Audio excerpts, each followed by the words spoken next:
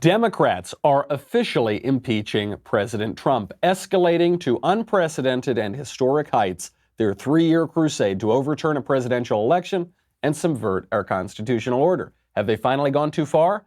As the left threatens to undermine our laws, open our borders, steal our property, destroy our institutions, and force taxpayers to fund the wholesale slaughter of infants, the stakes of the 2020 election become clear. The left wants a fight. We will examine the political merits of scorched earth. Then, Pete Buttigieg channels his, and Supreme Court Justice Neil Gorsuch comes under fire for wishing someone a Merry Christmas. All that and more. I'm Michael Knowles, and this is The Michael Knowles Show.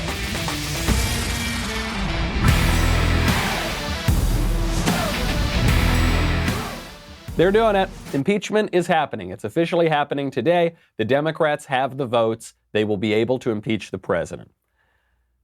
This impeachment is a big deal. I know it seems like it isn't. I know it's so ridiculous. They've been trying to do it for 3 years now. We've kind of lost interest in it.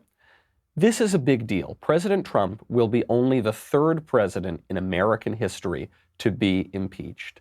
The third out of 45 presidents. He will be the first president to be impeached without any reason whatsoever, without even the pretense of having committed an impeachable offense. The Democrats dropped that. There's no bribery charge.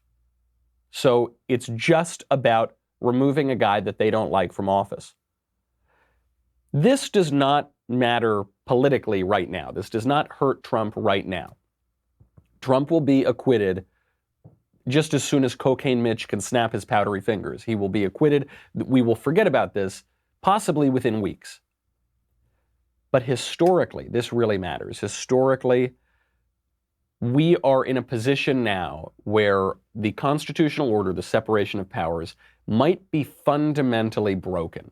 Historically, we might now be in a position where rather than having three co-equal branches of government, the president, the legislature, and the judiciary, we may now be in a situation in which the legislature, the Congress, reigns supreme over the executive, and the executive is basically just serving at the pleasure of the Congress, a fundamental perversion of our constitutional order. The problem with impeachment here is not a problem in the here and now. That's why Democrats think they can get away with this and that it doesn't matter, and they can give a little bit of red meat to their base. What matters here is the historical question. President Trump knows that, so Trump is speaking out. He just sent a letter to members of Congress, of course, to Nancy Pelosi in the Senate, but also a letter to history. It's 6 pages long. I will give you just the highlights. The whole thing is a highlight, but I will give you just the top highlights. First, I've got to thank our friends over at Ring.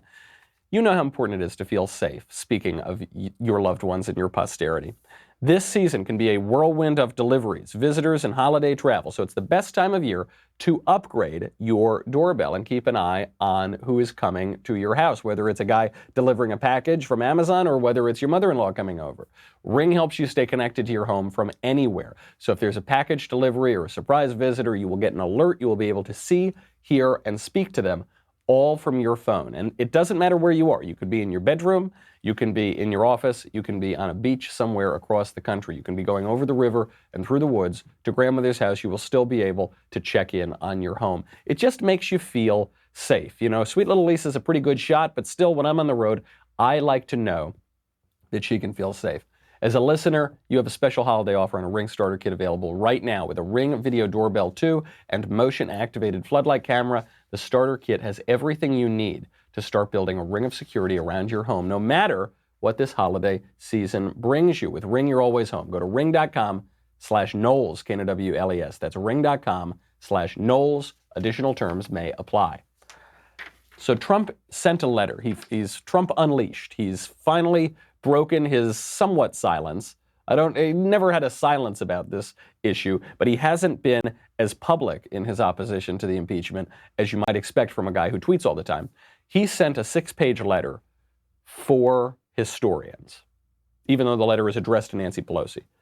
Here are the highlights. Dear Madam Speaker, I write to express my strongest and most powerful protest against the partisan impeachment crusade being pursued by the Democrats in the House of Representatives. This impeachment represents an unprecedented and unconstitutional abuse of power by Democrat lawmakers unequaled in nearly 2.5 centuries of American legislative history. All true, he goes on. By proceeding with your invalid impeachment, you are violating your oaths of office, you are breaking your allegiance to the Constitution, and you are declaring open war on American democracy. You dare to invoke the Founding Fathers in pursuit of this election nullification scheme, yet your spiteful actions display unfettered contempt for America's founding, and your egregious conduct threatens to destroy that which our founders pledged their very lives to build. Absolutely beautiful, absolutely right. He goes on. This is the money line. This is my favorite line of the entire letter. You are the ones interfering in America's elections. You are the ones subverting America's democracy. You are the ones obstructing justice. You are the ones bringing pain and suffering to our republic for your own selfish, personal, political, and partisan gain. Now he backs this up. He backs up this claim about Democrats subverting the constitutional order and just trying to get their own political agenda across with no regard for the Constitution. He backs this up by citing many examples of Democrats over the past few years simply pledging that they're going to get this guy out of office regardless of whether he commits an impeachable offense or not. Here is a quick cut of this that the RNC then put into an advertisement to come out at the same time as the letter. Preventing a potentially disastrous outcome from occurring next year. And I'd like to impeach the bastard right now. An imposter. He really should be punished. That charlatan in the White House. We're gonna impeach the motherfucker. I am not running for anything except the impeachment of Trump. We cannot accept a second term for Donald Trump. If we don't impeach this president, he will get reelected. So that's what it's all about, and we know that's what it's all about. Trump is not trying to convince Democrats not to be utter partisans to the detriment of the country. What he's trying to do in this letter is show historians how wrong this whole process was, and that's what you get in his final paragraph. He says it explicitly. I write this letter to you for the purpose of history and to put my thoughts on a permanent and indelible record. 100 years from now, when people look back at this affair, I want them to understand it and learn from it so that it can never happen to another president again. Great letter. A great letter. I think he's right about the historical point. I think in 100 years, people will look back on this impeachment as a truly shameful period of American history, either when our constitutional order was sort of irreparably sent down this broken path, or this path of no return, or it will be a moment when we all reflect and say, we'd rather preserve our constitutional order than push our own partisan interests. But this is a real moment. We've never seen something like this before. We've seen impeachments, too, and a process begun for Richard Nixon before he resigned. But only 2 impeachments. The difference here is there's really not even a pretense of having committed an impeachable offense. That poses a fundamental risk to the way that our government is structured. You might say that history won't look kindly on Trump because of all the terrible, awful, no good, rotten things he did. It's very difficult to figure out how history will look in the heat of the moment because we all have our partisan political passions. If you can just kind of cool down your emotions about this, I know I'm preaching to the choir here, but I know that if the left could cool down their emotions and historians look back on the Trump era, what are they going to see? They're going to see a great economy. They're going to see, in terms of domestic policy, a sort of moderate Republican president. They're going to see a guy pulling back on our wars overseas. They're going to see a guy getting tough on trade with some of our trading partners or trading adversaries. They're going to see a guy who was impeached without having committed an impeachable offense. That is going to look pretty good for Trump. It's going to look pretty bad for the Democrats. I mean, even just consider George W. Bush. George W. Bush, who had a fine couple terms in office. At the time, everyone said he was Hitler. He was the worst president in American history. He was an idiot. He was a dolt. He was evil. He was terrible. Now, with the hindsight of 10 years, people look back on him and say, oh, yeah, he was fine. Even Democrats look back and say, yeah, he was fine, whatever. Imagine what history will say about President Trump with this truly unprecedented impeachment. I love the letter because it shows you the stakes. The left is pushing open borders, full-on property confiscation, taxpayer-funded abortion, the redefinition of biological sex, literally the redefinition of our own nature, and now the complete undermining of our constitutional order. When you look at that, when you look at the stakes of that, and you consider any opposition you might still have to President Trump as a conservative or a centrist or a moderate or a libertarian or any of those philosophies, you got to ask yourself, who cares about the tweets? Who cares? Who cares what he said about John McCain? Who cares what he said about Rosie O'Donnell? Who cares about any of that nonsense? You've got the American left posing a fundamental danger to our constitutional order, and you've got a loudmouth reality TV host who's actually been a pretty good president. That's not a tough choice for me, and I don't think that's a tough choice for a lot of Americans. Where some people see only risk, only threat, only danger in this impeachment, I got to tell you, I see some great opportunity. We will get to that opportunity in a second. First, I got to thank our friends over at Honey. You know, this time of year, you got to try to get the best deals because you're buying gifts for everybody. It's hard online. The prices are fluctuating all the time. That's where Honey comes in. Honey is a free browser extension that automatically finds the best promo codes whenever you shop online. Automatically. So you're always getting the best deals without even trying on over 20,000 sites, such as Amazon, Target, Best Buy, all the top sites, more. Honey has found over 10 million members, over $1 billion worth of savings. I've been using Honey since before the Daily Wire even existed. All right, I've heard about this from some techie friends of mine, and I am certainly among the 100,000 people who have positively reviewed this, given it 5-star reviews on the Google Chrome store. I don't know that I could tell you the last time I used Honey, because I always use Honey. I was using Honey just last night when I was buying last-minute Christmas gifts. If you're buying gifts this season, then you need Honey. If you're not, you probably know someone who is. So do them a solid, tell them about Honey. It takes 2 clicks to install. You're going to love it. Right now, it is free. It installs in 2 clicks. Get it at joinhoney.com/Knowles, Knwles. That is joinhoney.com/Knowles. In this impeachment, where some people are seeing only risk, only danger, I'm seeing some opportunity. It's a great opportunity. Never let a crisis go to waste, as Rahm Emanuel says. So for the past few weeks, few months, we've been debating, what is conservatism? What are we here for? What are we conserving? What do we stand for? The libertarians and the traditionalists and the religious right and the neoconservatives and the populists. What do we all stand for together? People accuse us of only opposing the left. They say the only thing that unites all the disparate factions among the conservative movement is triggering the libs. That's pretty much all we want to do. Maybe that's not such a bad thing. Maybe opposing the left is actually enough to unite all the disparate factions on the right. People forget this because we look back at history through rose-colored glasses, because nostalgia is history after a few drinks. We think that the conservative movement from World War II until the fall of the Berlin Wall, that was some pure, amazing movement that had no problems with it, and it had an affirmative plan. And I love Bill Buckley and Ronald Reagan as much as the next guy. But that entire conservative movement that persisted for the second half of the 20th century, or more, was based on opposition to communism. That's all that it was about.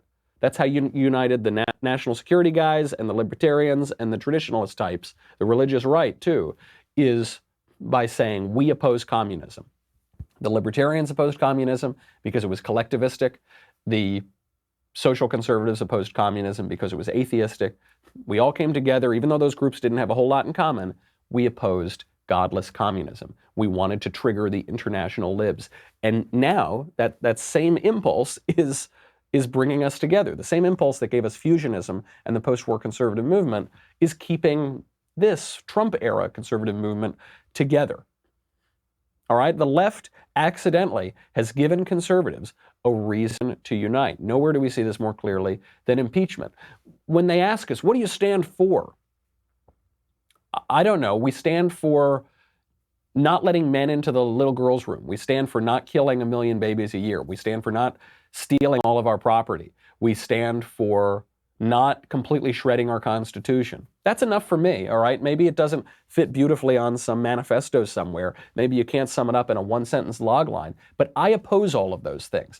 I want to conserve our American traditions, our American republic. That's what I want to conserve. And if the only way that I'm going to unite all the various groups that have interests here is to oppose the left, good enough for me. Nancy Pelosi makes a fine villain. Nancy Pelosi is a good enough reason for us all to come together. If they are going to throw out a president because they don't like how the election went, they're not willing to play fair and square, in an election year, no less. We're what, 15 days from an election, from entering into an election year now? But they can't wait for that because they know if they don't impeach Trump, he might very likely get reelected. There are still some Republicans who haven't gotten the message. I know it's hard to believe that. There are still like 4 never, ever, ever Trump conservatives out there. It's not a big deal. These kinds of cranks have always been around. There was an op-ed published in the New York Times just yesterday. Of course, it was in the New York Times called, "We Are Republicans and We Want Trump Defeated." This is supposed to be some shocking message. Even the Republicans are breaking rank with Trump. This was written by George Conway, Kellyanne Conway's overgrown child. I guess she's technically married to him. Steve Schmidt, he's an old McCain-Romney type. John Weaver, who I actually worked with on a presidential campaign a number of years ago, but he's also a very moderate Republican who's worked for Democrats. And Rick Wilson, another squishy Republican. So 4 rhinos, basically. I mean, 4 Republicans who aren't that kind of Republican, 4 Republicans who never want to be identified as such. They write this piece in the New York Times, which is the mouthpiece for the left, and they say, "We need the president to be defeated. The president and his enablers have replaced conservatism with an empty faith led by a bogus prophet. Oh, the great conservatism, capital M with a trademark over the E. They've replaced that glorious ideology with pretty much the same thing. They replaced the conservative movement that opposed international communism with a conservative movement that opposes leftism more broadly." All right, whatever. It seems about the same to me. Then they write a bunch of nonsense and they talk about why they're not going to vote for Trump. I mention this not to give this terrible op-ed any airtime. I mention it because the Times and the left and these never Trump Republicans want to make it seem as though this is unprecedented, this is courageous, this has never happened before. This happens every election. I remember back all the way to Barry Goldwater in the 60s, you had some squishy fake Republican going on TV for Democrats and saying, "Look, I'm a Republican, but I could never vote for Barry Goldwater." Do we have it? I think it's a commercial called Confessions of a Republican. I don't know just why they wanted to call this a confession. I certainly don't feel guilty about being a Republican. I've always been a Republican. My father is, his father was. The whole family is a Republican family. I voted for Dwight Eisenhower the first time I ever voted. I voted for Nixon the last time. But when we come to Senator Goldwater, now it seems to me we're up against a very different kind of a man. This man scares me. Now maybe I'm wrong. A friend of mine has said to me, "Listen, just because a man sounds a little irresponsible during a campaign doesn't mean he's going to act irresponsibly. You know that theory that the White House makes the man." I don't buy that. You know what I think makes a president? I mean, aside from his judgment, his experience, are the men behind him, his advisors, the cabinet. And so many men with strange ideas are working for Goldwater. There it is. I mean, you could replace that guy with George Conway. You could replace the word Goldwater with Trump. You'd get the exact same commercial. This always happens. Every year, there are some squish defectors who like being a conservative or Republican in theory, but they're so afraid of contradicting the prevailing liberal leftist culture and they don't want to lose friends at their parties in Washington, D.C., and New York, and L.A. And they don't actually care about affecting the country all that much. They just, they want to be respectable, and they wear nice suits and ties, and they have fancy glasses, and they sit in their chair a certain way, and they say, I'm a Republican, but not that kind of Republican. I mean, it's interesting to note that this sort of phenomenon in the modern era began with Barry Goldwater, because Barry Goldwater was pushed as a conservative candidate, explicitly. This was right at the beginning of the conservative movement, the Bill Buckley National Review post-war conservative movement. And you had all these liberal Republicans like John Lindsay and Nelson Rockefeller and Dwight Eisenhower. And then you finally had some conservatives who stood for a different view, what Phyllis Schlafly called a choice, not an echo. It wasn't just Democrat and Democrat light, but you had Democrat and conservative Republican. And that's when the squishes come out. And you're seeing the exact same thing here. You're seeing Republicans, like these guys, George Conway, Steve Schmidt, Republicans nominally who work for squishy Republicans, who work for Republican, but not that kind of Republican, who work for Republicans who are no more than Democrat light. And you get this guy Trump, and for some reason, Trump in particular really seems to irk them. You know what that tells us about Trump? It tells us that despite all of the commentary to the contrary, despite everything we've heard from the former gatekeepers of the Republican Party and movement conservatism, Trump is actually pretty conservative, much more conservative than any of the guys who wrote that op-ed, much more willing to fight for the things that once at least united the conservative movement than any of the guys who wrote that op-ed. We are up against a clear political adversary, a lunatic, destructive, aggressive left. All those other conversations are academic, okay? The left must be defeated. I'm channeling my inner Cato the Elder, the Roman Republic politician who said, Carthago delenda est. In my opinion, Carthage must be destroyed. The left must be destroyed. The left delenda est. Our opponents oppose everything we stand for. Now look, our opponents are our countrymen. I'm not saying we got to hate these guys. I'm not saying we should be angry and furious at these guys, but I'm saying we must stop them. They cannot succeed. If they succeed, we don't have our country anymore. We'll have something else, but it's not something that I'm eager to live in, that I'm eager to possess. I want to conserve our country, our Constitution, our dignity of life, not killing 1 million babies a year, our own human nature, the very definition of sex itself, our property. I don't want people to come in and steal my property willy-nilly. Our separation of powers, our federal government, I want to conserve that. And that's the battle right now. And if you're upset because Orange Man said a mean tweet, or he one time made fun of Rosie O'Donnell or John McCain, or he, I don't know, used tariffs as a tool in a trade war, and that's too much for you, that's the line I will not cross, then you should really rethink your priorities. If you say, well, Trump doesn't stand for anything, I think he does. I think it's pretty clear that he does. He's been a very successful president. But let's say he didn't. I don't care, right? It is simply enough for, if I've got a choice of two candidates, one candidate has a completely internally consistent leftist worldview, and they want to undermine everything that I want to see in politics.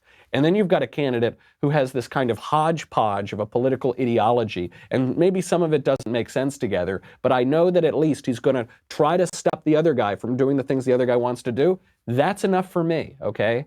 I'm more than happy to take what I can get. Politics is not the realm of the perfect.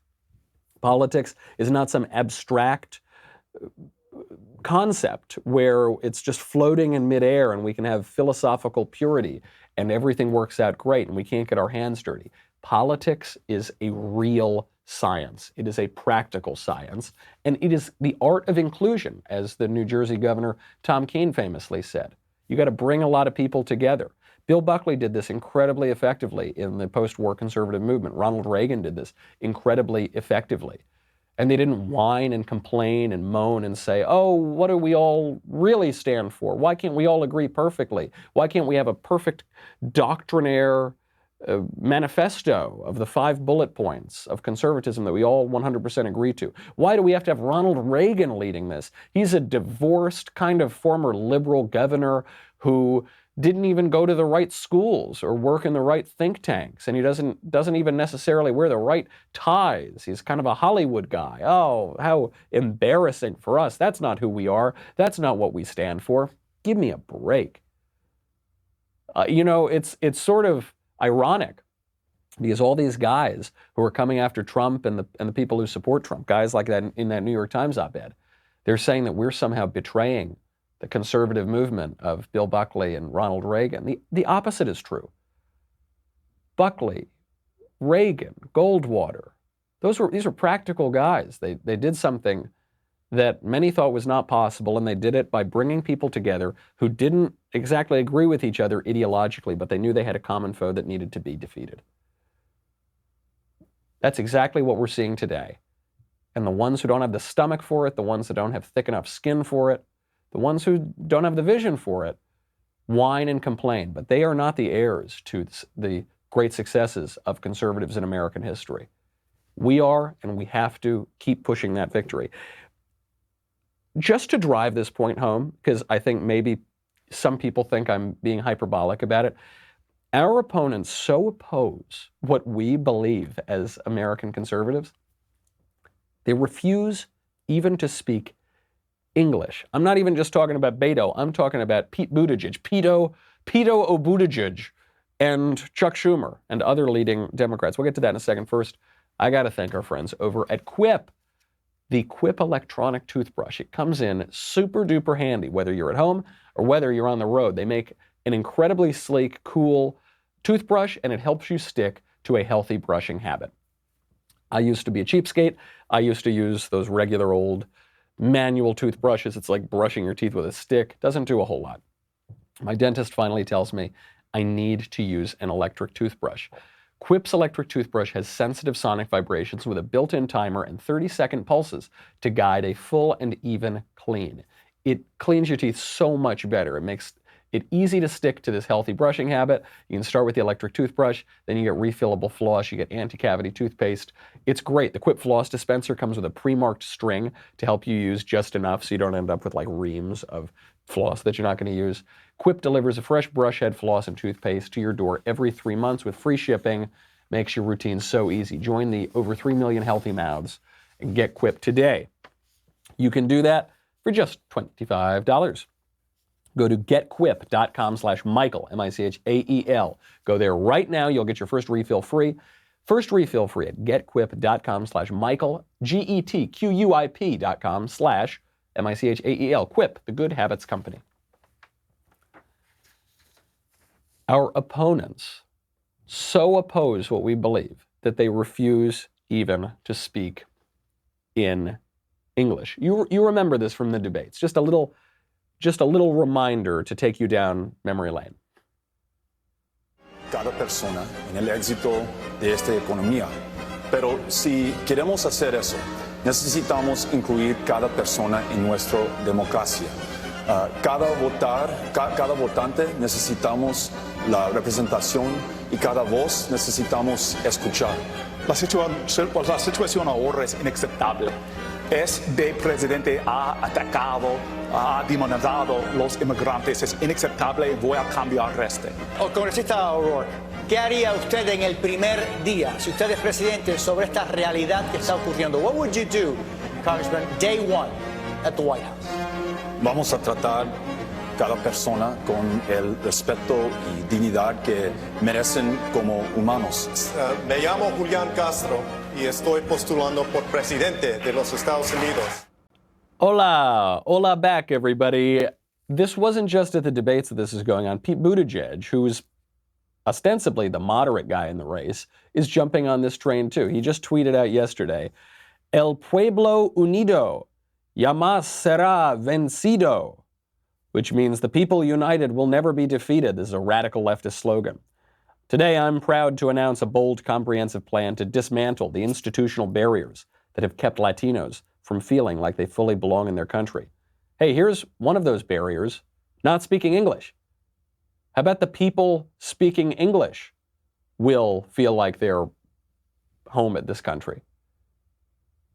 How, obviously the pandering is pathetic. The pandering is so transparent.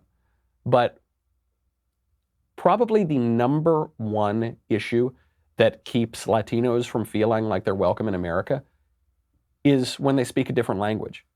It's very hard to feel welcome if you don't understand what everyone else in the country is speaking, what they're saying. And the move from the left to not just to discourage assimilation and discourage learning English, which is pretty new. Barack Obama told people to learn English when they got to this country.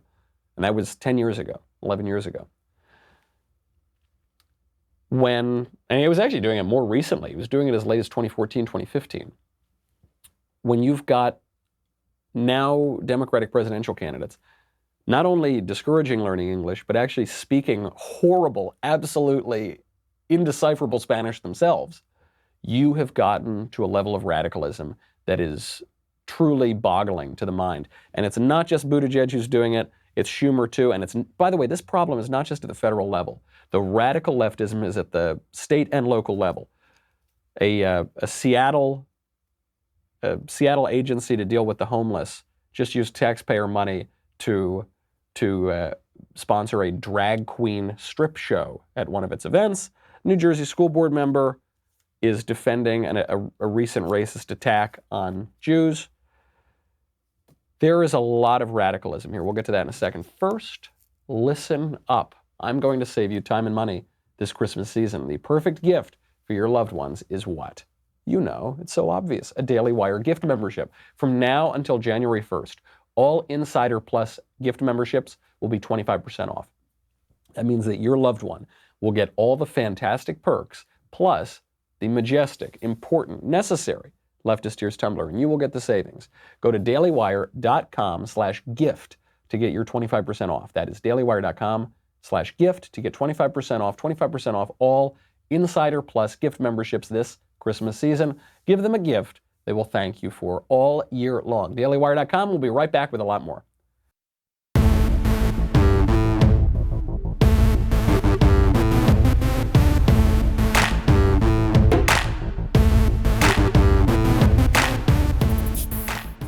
It's not just Beto. Poor Beto. You remember Beto? I barely do. It's not just Beto. It's not just Cory Booker. I guess he's technically still in the race, probably not for that long. It's not just Pete Buttigieg. Even Chuck Schumer yesterday was tweeting out in Spanish for just no reason at all. That's pretty divisive. Language forms the basis of our politics, because politics is just how we all live together and persuade one another to live in society. If you don't speak the same language, that becomes impossible. And even now, Chuck Schumer, the Senate Minority Leader, is encouraging this sort of division in the country. We're not seeing this radicalism only at the federal level. Down in Seattle, Seattle has this horrific homeless crisis going on right now. A lot of cities do. My own city does, LA, San Francisco, obviously, New York, it's getting worse, DC, it's getting worse. So the crisis of homelessness in Seattle is not getting any better. And an agency which has the job of tackling this homeless issue just recently spent taxpayer dollars on a strip show, not just any strip show, a transgender strip show. The transgender performer, Beyonce Black St. James. So this is a guy who now identifies as a woman, recently stripped at the All Home Conference in South Seattle for a group of homeless advocates, because that's what they need. They don't need food. They don't need help from addiction. They don't need psychiatric counseling. These homeless people, you know what's really been keeping them on the streets and keeping them down on their luck? They haven't seen enough transsexual strip shows. And so the taxpayer money from Seattle is now being spent to give them this important form of entertainment. I think it's just what they need to lift their spirits, lift their lot in this world, and get off the streets, right? Just unfortunately, for some reason, we actually have video of this. We actually have a clip. Just give this a listen.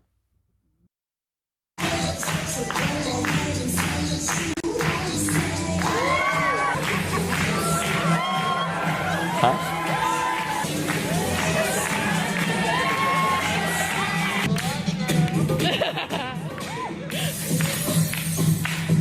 So now what we're seeing I don't even want to describe it. I don't want, if you are just listening to this right now, I think you're probably better off. Whatever you're imagining is definitely better than what I am looking at. I had not seen this video before, and I hope that I never have to see it again. That is unimaginable 5 years ago. We're not like we're prudes or anything here, okay? We're not clutching our pearls. It's just simply a fact that taxpayer money being sent on transsexual strip shows would be unfathomable 5 years ago. And yet, here we are. Do you oppose that? Okay, you oppose that? Then you're with the conservatives. Okay, I don't care your specific views on tariffs. I don't care your specific views on religion. I don't care for this political question whether you go to church every week. I don't care if you think the government should do this or that or the other thing on some other question. Do you oppose that kind of radicalism? Then you're with us. That's pretty much the message of the conservative movement today. And by the way, it was the message of the conservative movement even 40 years ago. It's not just up in Seattle. At the level of East Coast local politics, a New Jersey school board member, Democrat, just recently came out to defend the assailants who murdered a number of Jews at a kosher supermarket last week. Joan Terrell Page is a New Jersey school board member. She posted this on Facebook. Where was all this faith and hope when black homeowners were threatened, intimidated, and harassed by, I want to buy your house brutes of the Jewish community? They brazenly came on the property of Ward F black homeowners and waved bags of money. Resistance was met with more threats of, we will bring drug dealers and prostitutes to live next door to you. You will sell to us then. Where was the faith and hope? Mr. and Ms., and these are the names of the people who went and shot up this market. They went directly to the kosher supermarket. I believe they knew they would come out in body bags. What is the message they were sending? Are we brave enough to explore the answer to their message? Are we brave enough to stop the assault on the black communities of America? My people deserve respect and deserve to live in peace in this city. That is as clear a defense of these two cold-blooded killers, one of whom at least was a black Hebrew Israelite, one of them was a black supremacist member who went into this kosher supermarket, killed a bunch of Jews.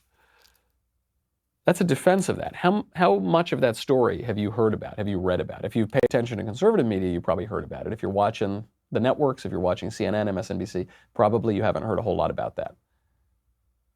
Because they won't deal with that kind of radicalism. You know, at least the right, when we've got these really obvious, bigoted, awful people, we deal with them ourselves. The left does not do that so much. To put the little cherry on top of this Radical Sunday, in the media, the left can't even tolerate that Supreme Court Justice Neil Gorsuch wished someone a Merry Christmas on television. Supreme Court Justice Neil Gorsuch, good morning to you. Merry Christmas. Merry Christmas. I love that you say that. What an honor to talk to you. Merry Christmas. Thanks. That's nice to say that. Merry Christmas to you. Here's the response from the left, from Sean Kent, who's a blue check mark leftist on Twitter. On Fox News, Neil Gorsuch made a point to say, Merry Christmas, like he just gained the freedom to say it under Trump. This guy is such a worst case scenario of a stolen Supreme Court seat. Worst case scenario. Christmas. Christmas is the worst case scenario for this leftist. Just a little historical tidbit, by the way. You know who else considered Christmas to be the worst case scenario? The devil, that's who.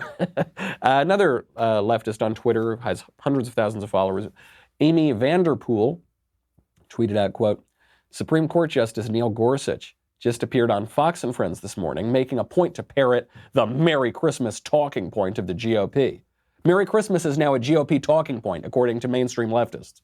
If he's willing to go on Fox and throw a shout out to Republican narratives, what else is he willing to do?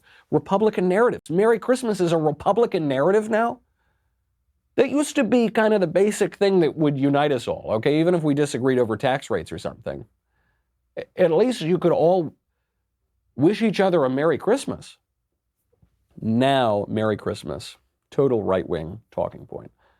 Now, the logical conclusion of that, by the way, is that if conservatives lose, if the left gets their way, there's no more Merry Christmas. It's funny because this woman, Amy Vanderpool, is actually legitimating the war on Christmas narrative. So often the left says, there's no such thing as a war on Christmas, even though obviously there is. They rename Christmas trees holiday trees. Corporate America bans the word Christmas from their Christmas sales and their Christmas marketing. Starbucks gets rid of anything that might in any way invoke Christmas on their coffee cups a few years ago. Then they learned their lesson. They brought some of it back. Obviously, there's a war on Christmas. They usually deny it. Now they're not denying it. Amy Vanderpool is saying, yeah, Merry Christmas is a Republican talking point. I hate that a Supreme Court justice said Merry Christmas on television. This is a worst case scenario, and Merry Christmas is a Republican narrative. All right, I guess there is a war on Christmas. The thing is, the best part, the silver lining, if there is a war on Christmas, we're winning it.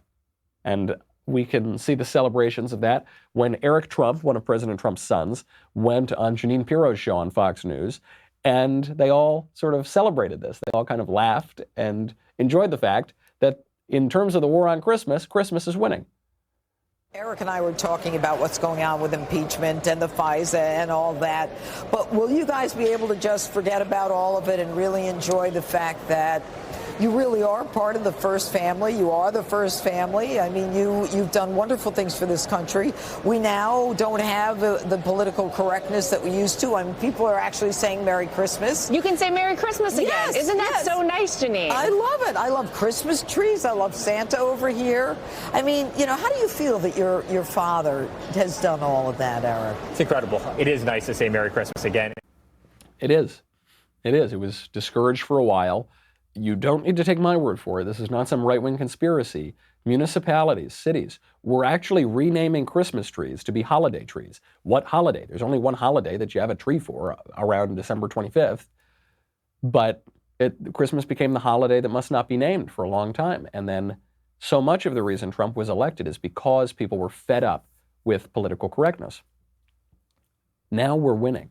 And I think we forget this sometimes. We forget that in 2016, Trump won.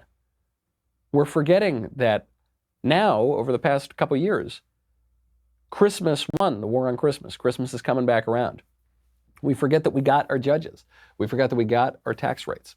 We forgot that the majority of Americans oppose impeachment and removal from office. We are winning. We're winning. Obviously, we won in 2016. We're winning on the impeachment polls. We win by opposing open borders. We win on restricting abortion. We win on not letting men into the girls' changing room, not letting men beat women at high school track meets. We win on all of these issues, despite the mainstream media's insistence otherwise, despite the constant negative press covfefe, to quote the president. This actually helps us. And there's so much hand-wringing over how we unite again. How do conservatives unite again like we used to in the good old days? It's the same answer as how we united back in the 20th century. We have to unite because we can't afford to lose. Good argument to me, and it's pretty motivating as we look into the future at the 2020 election. That is our show.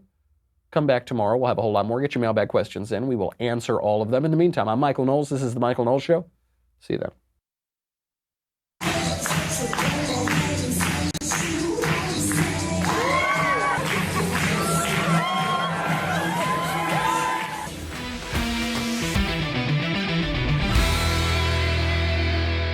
The Michael Knowles Show is produced by Rebecca Dobkowitz and directed by Mike Joyner. Executive producer, Jeremy Boring. Senior producer, Jonathan Hay. Our supervising producer is Mathis Glover. And our technical producer is Austin Stevens. Assistant director, Pavel Wydowski. Edited by Danny D'Amico. Audio is mixed by Mike Coromina. Hair and makeup is by Jesua Olvera. And our production assistant is Nick Sheehan. The Michael Knowles Show is a Daily Wire production. Copyright Daily Wire 2019.